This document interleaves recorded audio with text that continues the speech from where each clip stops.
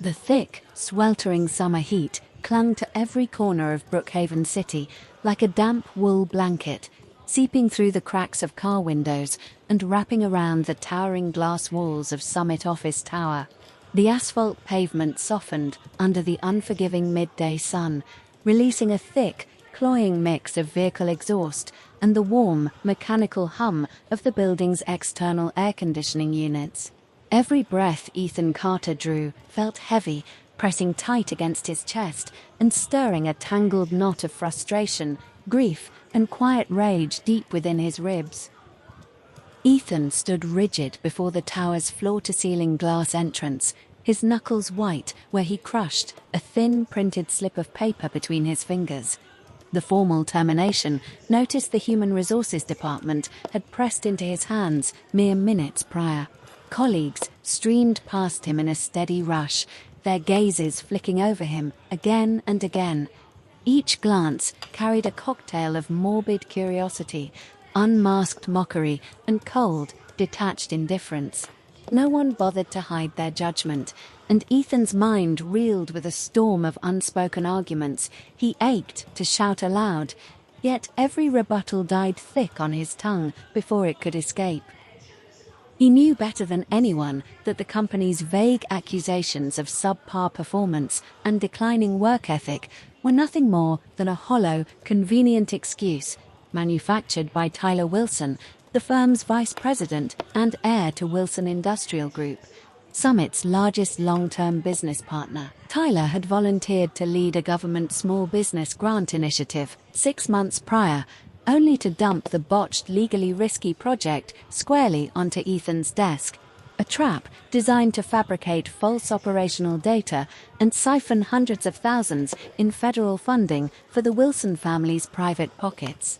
Every signature required to cover up the fraud had landed on Ethan's desk, and he had refused without hesitation. Ethan's chest tightened as he rehashed the weight of his personal burdens, a familiar ache gnawing at his insides. Both his parents had passed away years earlier, leaving him with a modest, run-down family home and roughly $24,000 in lingering medical debt. This office job, modest as its salary was, had been his only lifeline, the sole steady income stream that let him chip away at his unpaid bills month after month. But his personal code of integrity would not bend, no matter how much pressure Tyler piled on him. From the day he rejected the falsified paperwork, Ethan's daily life had devolved into a non-stop litany of unfair assignments, misplaced blame, and petty public humiliations, all building toward this brutal, public dismissal. Mabel Hayes, the head of Human Resources, slouched behind her desk, her half-lidded eyes never once lifting to meet Ethan's stare. Her tone was flat, lifeless, as if she were reciting a script to discard an obsolete office supply, rather than firing a loyal 3-year employee. Ethan, after cross-referencing all quarterly performance metrics, corporate leadership has ruled your consistent underperformance warrants immediate contract termination. Clear your personal belongings within 10 minutes and vacate the premises without further delay. Ethan's gaze drifted past Mabel, landing on Tyler, who leaned back in his office chair with one leg crossed lazily over the other, a taunting smirk plastered across his face. A crushing wave of helplessness washed over Ethan, and he sank into bitter internal reflection. Without family connections, without inherited wealth, without powerful allies to shield him, standing firm on basic honesty was enough to cost him his livelihood entirely. The unfairness of it all curdled in his stomach, hot and sour. Tyler pushed himself to his feet, exaggerating his movements so every person in the open office could hear every word he spoke. He clapped a patronizing hand lightly against Ethan's shoulder, his voice dripping with thinly veiled malice beneath a veneer of fake concern. "Kid, you've got to learn to read the room and accept how the world really works. This industry doesn't carry people who lack the talent or influence to pull their own weight. Don't hold it against the company. This outcome's just a product of your own limitations." The second Tyler finished speaking, low murmurs rippled across every cubicle, each whispered comment cutting into Ethan's psyche like a tiny, sharp needle, amplifying his already raw distress. Did you see this coming? Dude's got zero backup, lives in a cramped 100-square-foot studio apartment, survives on cheap frozen microwave meals every single night. He's just too stubborn to play along with Tyler's plans. He brought this firing down on himself. He pulls all-nighters non-stop, but none of that hard work matters when you've got no rich family to pull strings for you. Ethan curled his fists tighter, his fingernails digging deep enough into his palms to draw faint pricks of pain, a sharp physical sensation that barely contained the flood of hurt and anger threatening to spill out of him. His mind wandered back 3 years, to the day he'd walked through Summit's front doors, clutching a top-tier university diploma, brimming with naive optimism that relentless hard work would erase every hardship life had thrown his way. At the peak of the project's crunch phase, he'd slept on a threadbare office sofa for 7 consecutive nights, rewriting spreadsheets and refining presentation drafts until his eyes burned, pouring every ounce of his energy into a role that now tossed him aside like trash. He had no relatives to lean on for support, no safety net to catch him now that his job was gone. To pay down his outstanding debt, he'd stacked freelance digital design work on top of his full-time schedule, skipping every team dinner, refusing to buy new clothing, and budgeting every penny of his dates with Chloe Bennett to avoid unnecessary spending. Mabel's growing impatience cut through Ethan's swirling thoughts, and she waved a dismissive hand toward his workstation. Quit loitering and blocking foot traffic.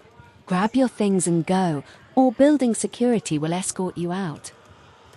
Ethan said nothing in response, turning slowly toward his cramped cubicle and dragging a faded cardboard storage box out from beneath his desk. One by one, he packed the fragments of 3 years of his life. A handful of faded, well-worn cotton t-shirts, technical textbooks whose spines had split from endless rereading, and a single faded framed photograph of his late parents, their gentle smiles captured years ago, the only source of quiet comfort he'd clung to in this cold, impersonal corporate tower. Within minutes, the box was full, heavy with every unfulfilled hope and bitter disappointment he'd accumulated during his tenure. He cradled the box against his chest as he walked toward the bank of elevators, pausing briefly beside Tyler's private office, its door left slightly ajar. Tyler's smug, triumphant voice carried clearly through the gap, each syllable landing like a punch to Ethan's chest. Relax, that Ethan kid's out of the picture for good. No one's left to stand in our way of cashing in on the grant money. And Chloe? She doesn't need to waste another second slumming it with that penniless loser. I've booked a private table at Aurora Fine Dining for tonight. We'll celebrate properly. Chloe. The name crashed into Ethan's heart like a heavy boulder, sending a cold shockwave through his entire body. They had dated all 4 years of college, moving to Brookhaven together after graduation, and Ethan had once clung to the belief that she was the single bright light cutting through his bleak, debt-ridden existence. 3 months prior, Chloe had sent him a single text message, cold and final. You can't offer the stable, luxurious life I deserve. We're done. She'd blocked all his contact information immediately after, leaving him to lie awake night after night, torturing himself with endless self-blame, convinced he hadn't worked hard enough to provide for her. He'd poured every spare dollar into small gifts for her, picked up extra freelance shifts to afford rare weekend outings, and dreamed of saving for a small starter home they could share, never suspecting she'd already fallen into Tyler's orbit, drawn to his family's wealth and status. A frigid numbness spread through Ethan's limbs as he stepped into the elevator, the mirrored wall reflecting his haggard, exhausted face. Beneath the weariness etched into every feature, A tiny, stubborn flicker of defiance still lingered in his eyes. He let out a quiet, bitter laugh to himself, realizing the years of love and sacrifice he'd poured into their relationship had been nothing more than a one-sided delusion. Elevator dinged as it reached the ground floor, and harsh midday sunlight flooded the cabin, forcing Ethan to squint against the glare. The streets stretched out before him, lined with gleaming skyscrapers and endless streams of traffic, a dazzling display of wealth and opportunity that felt entirely inaccessible to him in this moment. $24,000 of unpaid debt hung over his head. His sole source of income had vanished, and he could not scrape together the rent for his tiny studio apartment the following month. Standing helpless on the sidewalk, he stared blankly at the bustling city, completely lost on where to turn next. Just as despair threatened to swallow him whole, his phone vibrated violently in his pocket, the screen displaying an unfamiliar landline number. Ethan hesitated for a long beat, his mind foggy with exhaustion and grief, before tapping the accept call button. "Am I speaking with Ethan Carter?" A deep, measured voice echoed through the receiver, warm and aged, carrying the quiet gravitas of a man who'd spent decades managing immense wealth and responsibility. The speaker sounded roughly 60 or 70 years old, calm and unwavering, with no hint of jest or mockery in his tone. "This is Ethan. Who am I speaking to?" Ethan's voice was thick with residual sorrow, barely steady as he spoke. "My name is Arthur Quinn, primary estate steward of the Quinn Global Conglomerate. What I am about to tell you will almost certainly strike you as unbelievable, yet every word is entirely factual, and I ask that you listen with an open mind." Mr. Quinn paused briefly, letting the weight of his words sink in before continuing, his tone growing solemn with reverence. After cross-referencing decades of sealed family lineage records and completing 3 rounds of independent genetic verification, we have confirmed you are the sole legitimate heir to the entire Quinn family fortune. Effective the moment this call connects, you inherit trillions of dollars in global assets. Multinational industrial holdings, exclusive joint investment funds partnered with royal families in the Middle East, hundreds of subsidiary corporations operating across every continent, and unrestricted ownership of all private real estate, yachts, and luxury holdings registered under the Quinn name. A short pause followed, as Mr. Quinn allowed Ethan a moment to process the staggering revelation before adding further critical details. "The family has pre-deposited $1 billion into your encrypted personal offshore account as an initial inheritance gift. The full balance is available for immediate withdrawal at your discretion." $1 billion. Trillions in global assets. The 2 sentences short-circuited Ethan's brain entirely, his grip on the phone loosening slightly as tremors ran through his hands. His voice cracked with stunned disbelief as he replied, "Sir, there must be some mistake. I'm just an ordinary entry-level office worker. Both my parents passed away young, and I've never once heard mention of a wealthy Quinn family linked to my bloodline." "I fully anticipate your shock, Mr. Carter. Few people could absorb news of this magnitude without doubt," Mr. Arthur Quinn replied evenly, his tone never shifting from composed professionalism. "Discussing legal paperwork, asset portfolios, and lineage documentation over a phone line is impractical. I will dispatch a full armored motorcade to Summit Office Tower within 15 minutes to escort you to the family headquarters, where we can review every official record in person." Ethan instinctively prepared to decline the offer, planning to travel to the estate offices on his own time, but his gaze drifted upward to the towering glass Summit Tower behind him. Images of Tyler's arrogant sneers, the office's collective cruel laughter, and Chloe's unfeeling abandonment flooded his mind, every accumulated wound of the past 3 years surging to the surface in a tidal wave of suppressed anger. In that split second, his resolve shifted entirely. He cut Mr. Quinn's sentence off mid-thought, firm resolve hardening his voice. "There's no need to send a motorcade, nor do we need to meet to review paperwork right now. There is an urgent matter I must resolve first." "Name your instructions, Mr. Carter. Every corporate resource, legal team, and financial division under Quinn Global is fully at your disposal. First, initiate a full corporate buyout of Summit Office Tower's parent firm. Complete all equity transfer paperwork within 10 minutes. Second, notify the Global Business Relations Department to terminate every active partnership between Quinn Global and Wilson Industrial Group, effective immediately. Place Wilson Industrial on a permanent blacklist, barring all future collaboration of any kind." Ethan ended the call without waiting for a response, glancing down at his cheap faded cotton shirt and scuffed denim jeans, then at the cardboard box brimming with his broken dreams. A cold, restrained smirk tugged at the corner of his mouth as a dark, satisfying thought bloomed in his mind. Tyler Wilson had humiliated him publicly, cast him aside as worthless trash. He could never fathom that the penniless employee he'd fired minutes prior would soon stand leagues above him, untouchable and infinitely more powerful. Ethan clutched the box tight against his chest and turned back into Summit Office Tower's lobby, riding the elevator up to the open-plan workspace once more.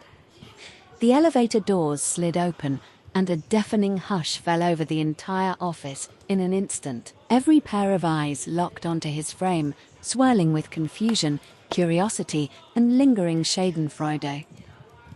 "Ethan? Why are you back here? You've already been terminated, and you still linger around making a nuisance of yourself. Have you no shame?" A male co-worker who'd grown close to Tyler crossed his arms over his chest, his tone thick with open disdain.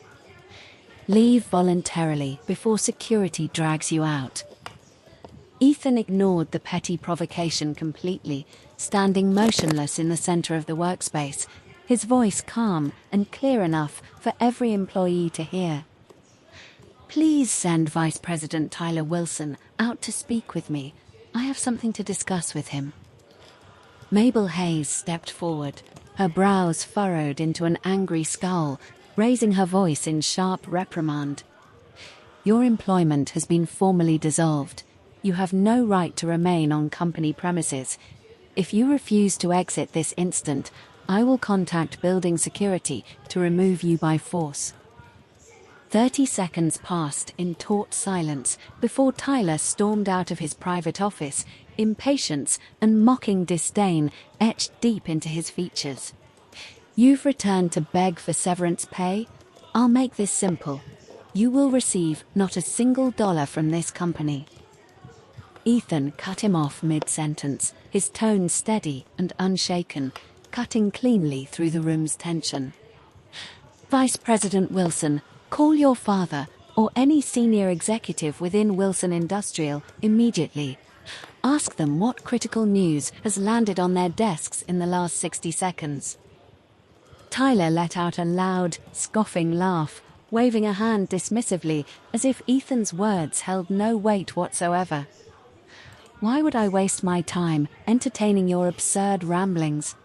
Do you honestly believe a regular nobody like yourself could stir up any meaningful trouble for my family's corporation? Quinn Global Conglomerate has severed every business partnership with Wilson Industrial Group, effective immediately." That single sentence wiped every trace of amusement from Tyler's face in an instant, freezing him solid where he stood, his eyes blown wide with utter shock and incomprehension. Before he could process the gravity of Ethan's statement, his pocket phone erupted in a shrill, unrelenting ringtone, shattering the stifling quiet of the office. He fumbled the device out of his pocket, pale as chalk the moment he saw his father's name light up the screen, his fingers shaking as he pressed the answer button. "Tyler, What catastrophic mistake have you made to offend a figure connected to Quinn Global? Robert Wilson's furious, panicked roar blared through the phone speaker, loud enough for nearby co-workers to overhear. They've torn up every signed contract overnight. Half our company's annual revenue streams have vanished without warning. Tyler's body trembled uncontrollably, his voice trembling with raw panic as he stammered a reply. That can't be true. Why would Quinn Global cut all ties with us out of nowhere? The entire Brookhaven business district has received word of Quinn's permanent corporate blacklist against our brand. Every supplier and distributor is pulling out their investments, and all our primary lenders have issued formal notices demanding full early repayment of all outstanding loans. Our stock has plummeted 30% in 5 minutes flat, and the board of directors has called an emergency crisis summit. You are to return to headquarters at once. The phone slipped from Tyler's loose, trembling grasp, clattering hard against the polished tile floor with a sharp crack. His knees buckled beneath him, and he crumpled to the cold ground, his gaze hollow and vacant as he twisted his head to stare up at Ethan, his voice broken and hoarse beyond recognition. It's you! All of this chaos is your doing? A wave of shocked gasps and frantic whispers rippled across every cubicle, dozens of employees staring at Ethan with newfound awe and terror.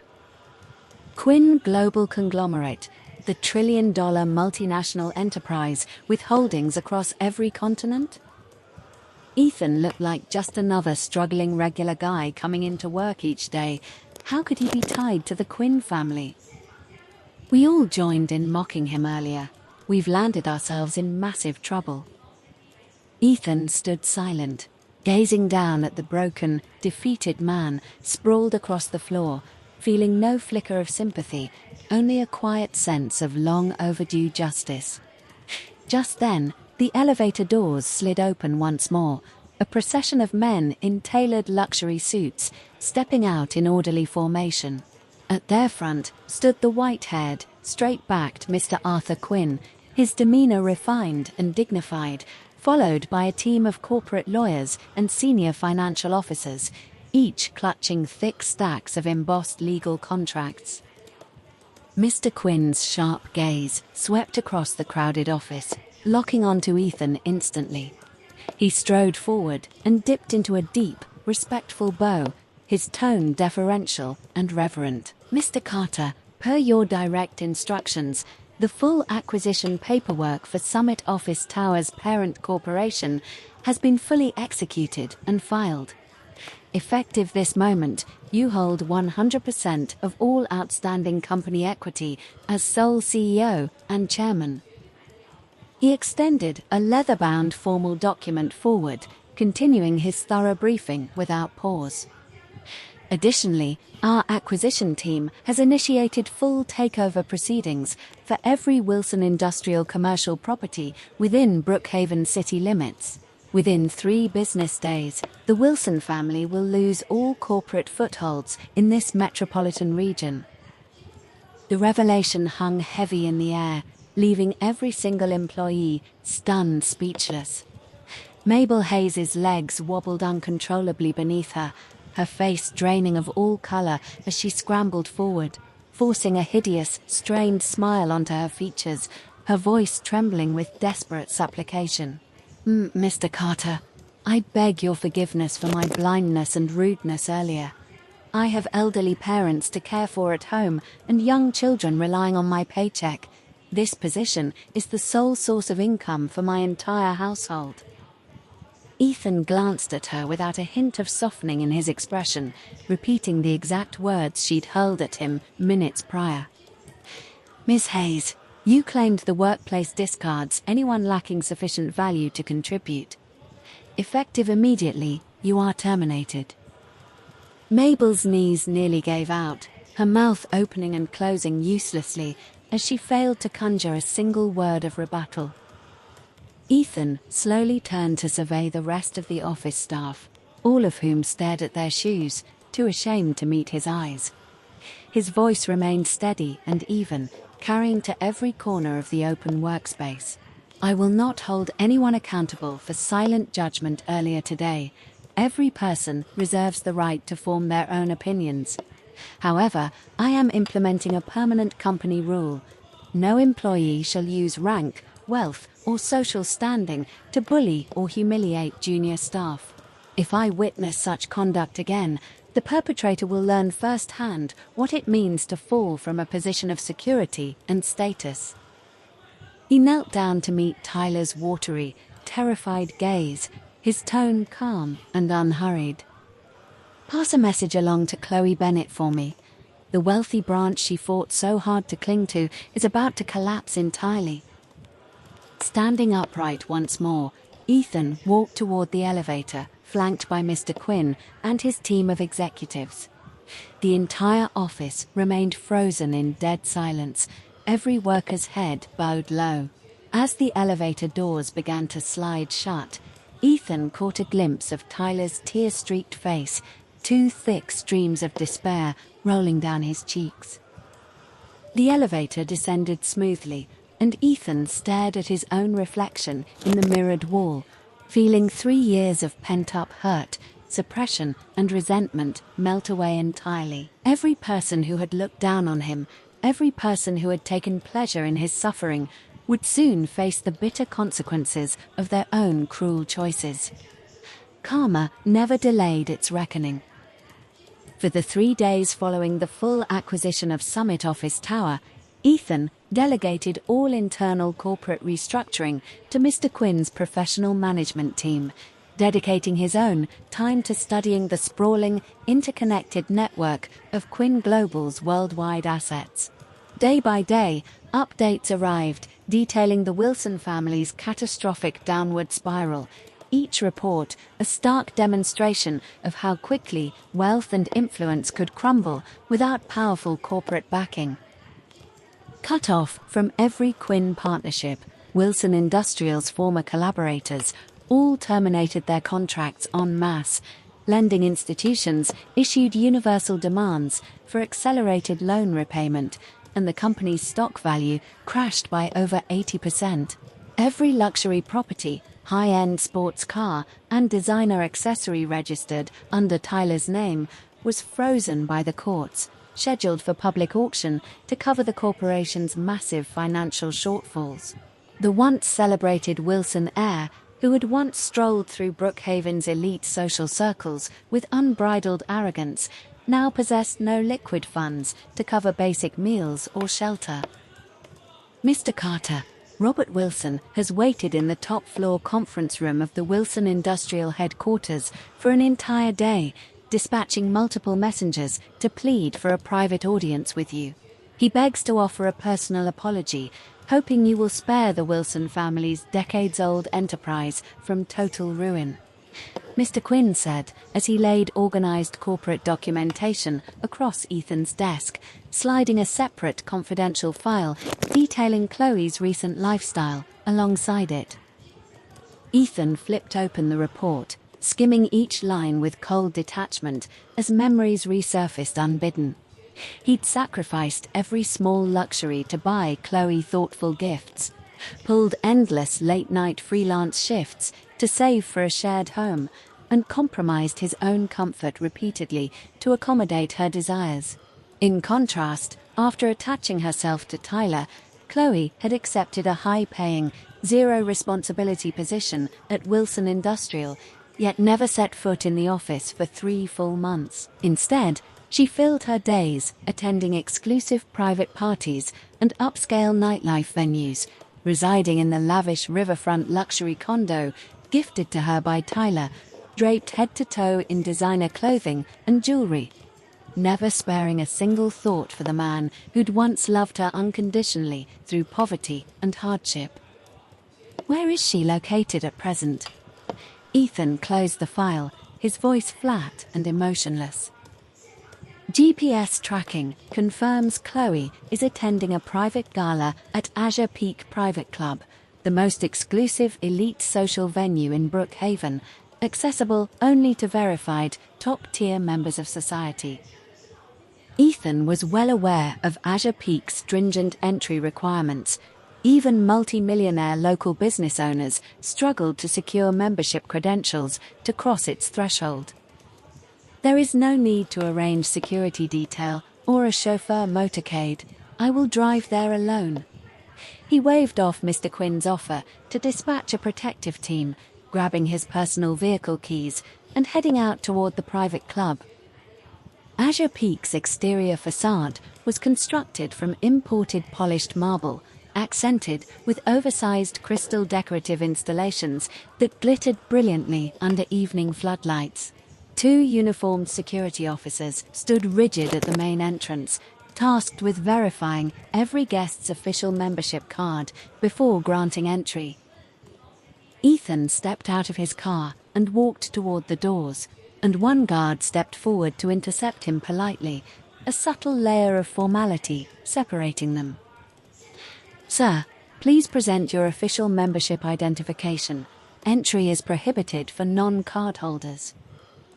Ethan pulled a matte black metal card, engraved with subtle, embossed Quinn family insignia from his pocket, and handed it over. The guard's eyes widened instantly upon recognizing the exclusive Heir's pass, his hands shaking faintly as he bent into a deep bow, his entire demeanor shifting into deferential respect. "My deepest apologies for the oversight, Mr. Carter. Please enter immediately, and I will alert our senior host to attend to your every need." Ethan reclaimed the black card and stepped inside the club's opulent main hall. The ceiling stretched nearly 30 feet overhead, covered floor to ceiling with enormous crystal chandeliers, casting warm golden light across original fine art paintings hung on every wall, while imported natural marble covered the entire floor space. Every guest in attendance wore tailored formal suits or custom evening gowns, their polished conversation echoing softly through the spacious room, every luxurious detail a tangible monument to immense wealth. He wandered down a lengthy decorated corridor leading to the central ballroom, where upbeat soft jazz and layers of overlapping laughter drifted out to meet him. At the heart of the crowd stood Chloe, draped in a vivid red tailored evening gown, her makeup flawlessly applied, a crystal wine glass balanced in one hand as a circle of wealthy socialites surrounded her, showering her with non-stop praise and envy. "Chloe, you're incredibly fortunate to have Tyler's undivided devotion. Rumor says he's renting the city's priciest fine dining venue to host your birthday celebration. You'll be the Wilson family's official spouse soon enough. We'll all rely on your connections down the line." Chloe's lips curved into a self-satisfied, demure smile, though unmaskable vanity sparkled bright in her eyes. A young woman standing at the edge of the group spotted Ethan lingering in the doorway, his plain, casual attire stark against the surrounding formal wear, and whispered a judgmental remark to her friend beside her. "Who is that unfamiliar man? His clothes look cheap. He must have snuck in to crash the party without a membership pass. Why hasn't security escorted him away?" Chloe caught the hushed gossip and turned her head toward the entrance. The second her eyes locked onto Ethan, her cheerful smile froze completely, shock flashing across her features before pure disdain and contempt took its place. She pushed past the crowd surrounding her and marched straight to Ethan's side, her tone sharp and mocking. "Ethan, how did you even get inside this venue? Did you follow me here against my will?" "Follow you?" Ethan offered a quiet, hollow smile. "Azure Peak Private Club is fully accessible to me whenever I choose to visit. No stalking required." "You're utterly delusional," Chloe scoffed, scanning his simple everyday outfit from head to toe with unmasked scorn. "This club's basic membership alone costs $100,000 per year. You're a fired, debt-ridden nobody without a penny to spare. You don't possess the credentials to cross this threshold, let alone claim free access." All surrounding party guests turned their full attention to the confrontation, murmuring critical judgments about Ethan's unrefined appearance. Ethan did not waste energy arguing. Instead, he twirled the black Queen Heir's card between his fingers and held it up within Chloe's line of sight. The subtle engraved emblem caught the ballroom lights, and several wealthy businessmen nearby gasped aloud in stunned recognition. That's the exclusive Quinn Global Black Heir card. Only 10 exist worldwide, reserved solely for the direct bloodline heir of the entire Quinn fortune. Whoever holds this card receives unlimited complimentary access to every luxury venue across the country. Bank executives fly in to offer private consultations at their request. The entire ballroom fell dead silent in an instant, every pair of eyes fixed on the small black card in Ethan's grasp. Chloe's mocking expression dissolved entirely, her face bleaching to a sickly pale white as she stumbled backward a shaky step, her crystal wine glass slipping from her grasp and shattering loudly against the marble floor, scarlet red wine pooling across the polished stone. "That's impossible. It cannot be real," she mumbled, her gaze unfocused and disbelieving. "You were just a regular office employee fired 3 days ago. There's no way you hold a Quinn family heirs card." 3 days ago, I had nothing at all. On the exact afternoon of my termination, I inherited trillions of dollars in Quinn global assets, Ethan said, stepping closer to her, lowering his voice to a quiet murmur only she could hear. "The wealthy partner you sacrificed everything to pursue has watched Wilson Industrial's stock collapse by 60%, and every asset registered under Tyler's name is frozen by the courts. He will have nothing left to offer you soon." Chloe's body shook violently, hot tears flooding her eyes instantly. She lunged forward, reaching out to grab Ethan's arm, her voice breaking into desperate, hiccuping sobs. "Ethan, I only broke things off with you because Tyler threatened my family's livelihoods. I've loved you this entire time. Can we try to fix everything and start over together?" Ethan stepped smoothly out of her reach, feeling no flicker of remorse or longing for the relationship they'd once shared. Every tender memory had faded the moment she'd chosen wealth over the life they'd built side by side. "When I owned nothing, I poured every spare dollar and every spare moment into caring for you. Yet you tossed our relationship aside the second a richer option appeared. Now that I command a trillion-dollar enterprise, you claim unbroken love for me. Your affection holds no real value to me anymore." He turned to address the club's head manager, his tone firm and authoritative.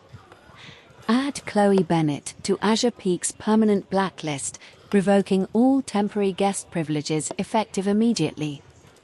Additionally, the riverfront luxury condo gifted to her by Tyler now falls under my full ownership. Every designer garment, piece of jewelry, and luxury accessory stored within the residence is to be packaged and donated to support impoverished children living in mountain rural regions."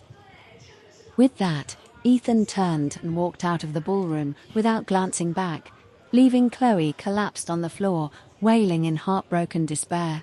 Her agonized cries faded behind him as he exited the club. She had not hesitated to abandon him 3 months prior, and he would not waste a single ounce of mercy on her now. Shortly after leaving Azure Peak, Mr. Quinn's call arrived on Ethan's phone, confirming Robert Wilson's repeated pleas for a face-to-face meeting at Wilson Industrial's corporate headquarters, prepared to surrender any demand to save the failing family business. Ethan drove straight to the towering Wilson Industrial skyscraper, a landmark once revered throughout Brookhaven's business district, now shrouded in an oppressive atmosphere of dread and hopelessness. Every employee walking the halls wore heavy, worried expressions, rushing through their tasks with quiet anxiety. He boarded the private executive elevator to the top-floor conference room, pushing the door open to witness a heartbreaking scene. Robert Wilson, the family's patriarch, hunched over a leather sofa, His once thick head of black hair seemingly turned snow white overnight, his face etched with overwhelming exhaustion and sorrow. Beside him, Tyler knelt rigidly on the cold marble floor, his clothing disheveled and stained, his neat hairstyle matted and unkempt. No trace remained of the arrogant, privileged heir Ethan had encountered at Summit Tower days earlier. The father and son both snapped their heads upward at the sound of the door opening, Tyler's frame trembling violently with overwhelming fear and regret. 20. Mr. Carter, thank you for agreeing to come. Robert Wilson scrambled to his feet, shuffling forward to bow deeply at the waist, tears glistening in his aged eyes. This old man takes full blame for failing to raise a respectful son who committed countless cruel offenses against you. I beg you to show mercy and spare our family's century-old enterprise. Thousands of ordinary working people rely on these jobs to feed their spouses and children. Ethan did not acknowledge Robert's desperate plea, instead walking slowly to the main executive leather chair and seating himself, his gaze locking firmly onto Tyler's hunched, defeated form on the floor. Do you remember the words you spoke to me in the open office 3 days ago? Ethan asked, reciting Tyler's cruel taunt word for word with unhurried clarity. Society weeds out anyone without the talent or connections to succeed. He leaned forward slightly, leveling his gaze directly at Tyler's tearful face. Now that you've been discarded by the industry your family built, tell me, does this crushing defeat taste satisfying? Tyler's lips trembled non-stop, unable to form a single coherent sentence. 3 months ago, you fabricated false project records to shift all blame onto me, stripping me of my only stable career. Over the past 3 years, you orchestrated endless targeted harassment and public humiliation, wielding your family's wealth to chip away at my dignity. You lured Chloe away from me, tearing apart the only meaningful relationship I had in this city, all to feed your own petty jealousy and vanity. Ethan's tone remained calm, devoid of raised anger, yet every accusation landed with unshakable weight. If our positions had been reversed, if I had held all the power and you stood helpless in my place, would you have granted me even a small shred of mercy?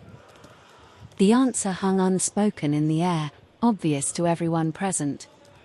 Tyler had plotted relentlessly to ruin Ethan's reputation and livelihood without a single moment of hesitation or pity.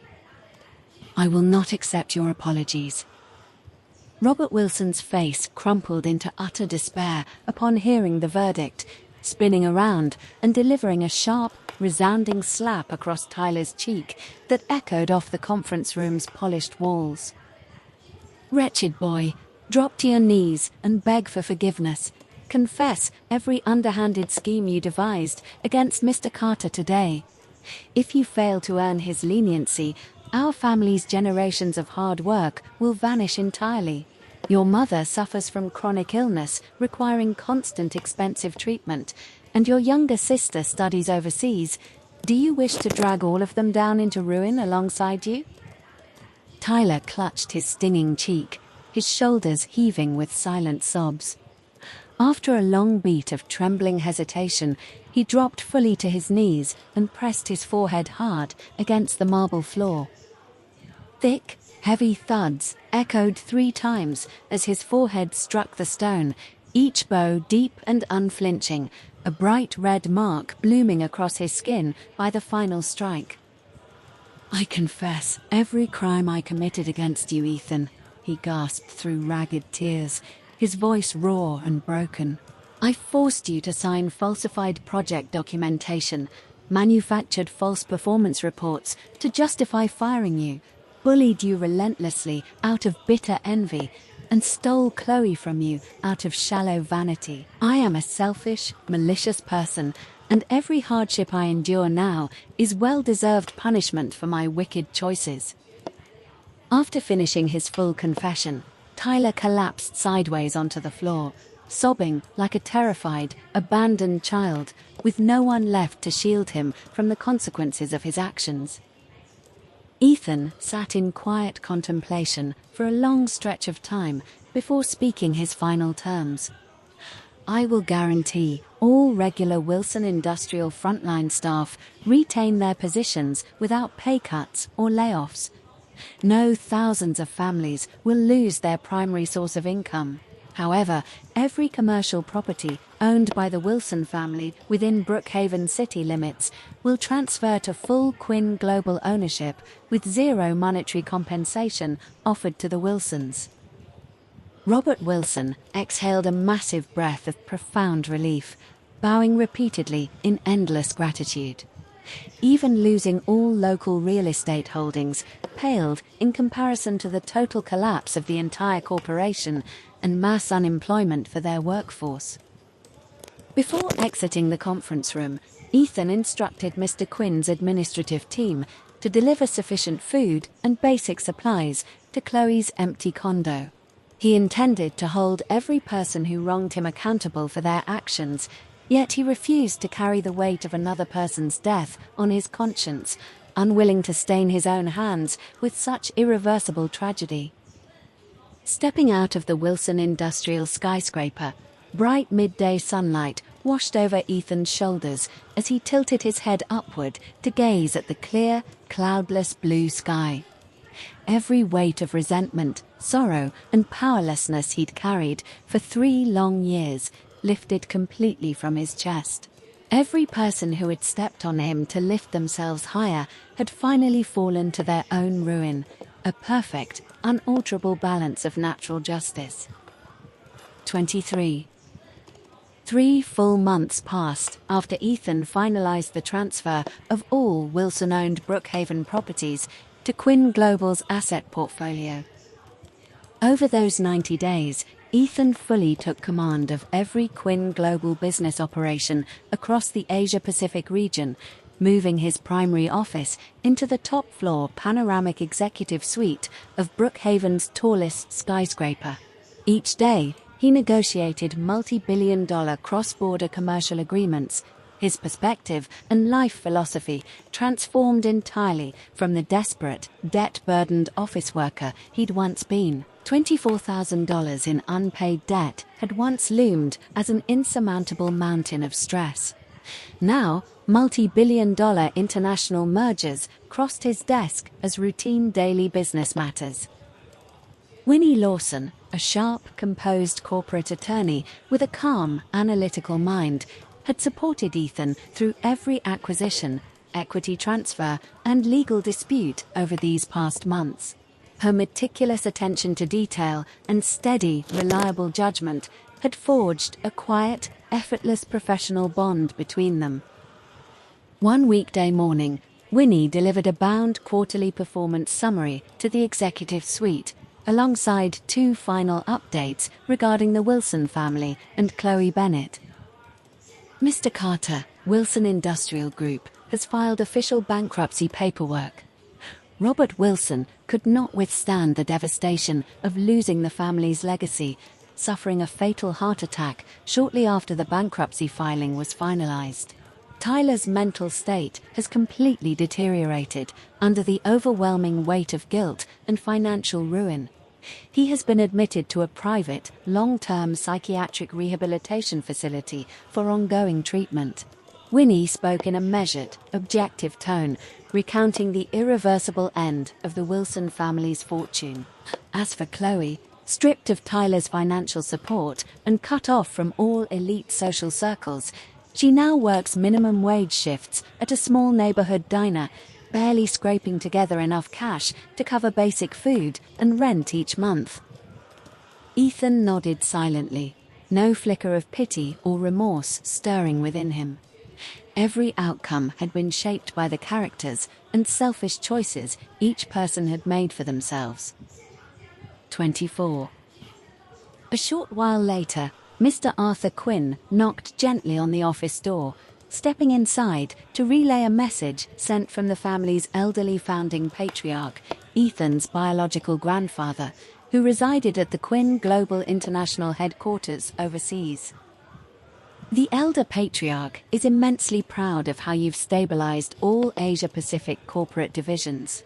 He requests you travel to the overseas family compound in 1 week's time to meet with him formally, where he plans to transfer full legal ownership of every Quinn Global asset across the entire globe into your sole name. Additionally, he has expressed the hope that you will settle down and build a family in the near future. He reviewed Attorney Lawson's personnel file and believes her steady, grounded temperament makes her an ideal match for you. Winnie, who had remained beside the desk organizing legal archives, flushed a soft pink across her cheeks the instant she heard Mr. Quinn's words, rushing to interject with quiet embarrassment. "Mr. Quinn, I maintain strictly professional working relations with Mr. Carter. Please do not misinterpret our partnership." Mr. Quinn stroked his white beard with a warm, knowing smile, choosing not to tease her further as he waited patiently for Ethan's response. Ethan's gaze drifted to Winnie's flustered, bashful expression, a soft, gentle warmth unfurling in his chest as he let out a quiet laugh. "Send word to my grandfather that I will travel overseas to visit him next week.